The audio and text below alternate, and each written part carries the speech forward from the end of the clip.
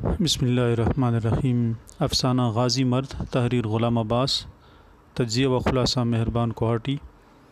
افسانہ غازی مرد میں غلام عباس نے بیوی کی صورت میں عورت کا تجزیہ پیش کیا ہے۔ غلام عباس کے مطابق عورت کی خاطر مرد چاہے جتنی قربانی دے، لیکن عورت مرد کے ساتھ دوسری عورت کو برداشت نہیں کرتی۔ خاوند و بیوی کا ساتھ زندگی میں دو پہیوں کی طرح ہے، ان میں سے ہر ایک فرد دوسرے فرد کے ساتھ فرائض و حقوق کے تعلق کے رشتے سے بندھا ہوا ہے۔ مرد کے اپنے حقوق و فرائض ہیں اور عورت کے اپنے حقوق و فرائض ہیں۔ اگر ایک فرد اپنے فرائض پورے کرے اور دوسرا اپنے فرائض کی ادائیگی سے قاصر ہو تو یہ بندھن ادھورا ہے۔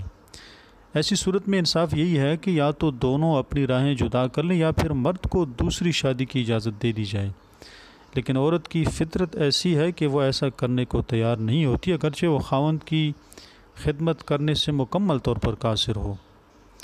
زیر تبصرہ افسانے میں ایسی ہی کچھ صورتحال درپیش ہے، لیکن افسانے میں آگے بڑھنے سے پہلے آپ کی خدمت میں درخواست ہے کہ اگر ابھی تک آپ نے ہمارے چینل کو سبسکرائب نہیں کیا ہے تو برائے مہربانی چینل سبسکرائب ضرور کریں۔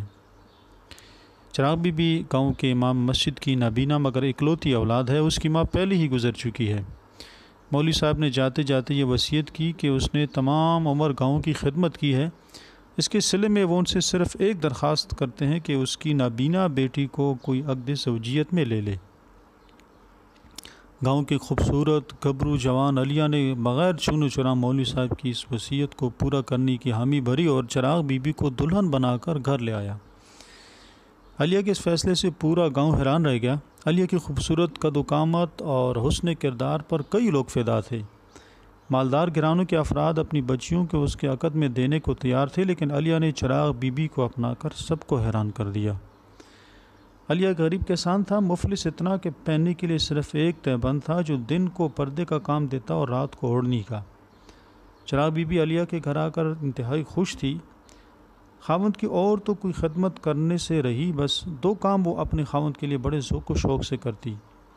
ایک پورا دن مصلے پر بیٹھ کر خاوند کی سلامتی، درازی عمر اور ہر قسم کے شر سے محفوظ رہنے کی دعائیں مانگتی، اور دوسرا رات کو اٹھ کر اپنے خاوند کی ٹانگیں دباتی۔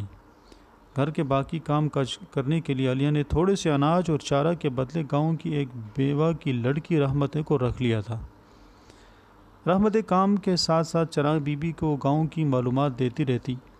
ایک دن رحمتیں نے چراغ بی بی کو گاؤں میں دھوم دھام سے ہونے والی ایک شادی کی داستان سنائی۔ ایک بڑے زمیندار نے نوجوان لڑکی سے شادی کی تھی۔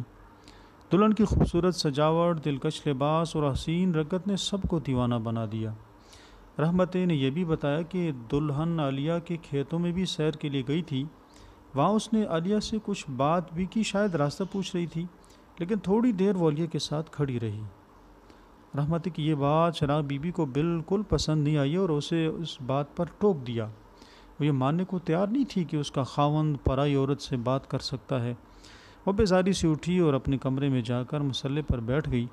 علیہ واپس آیا، کھانا کھانے کے بعد وہ لیٹ گیا۔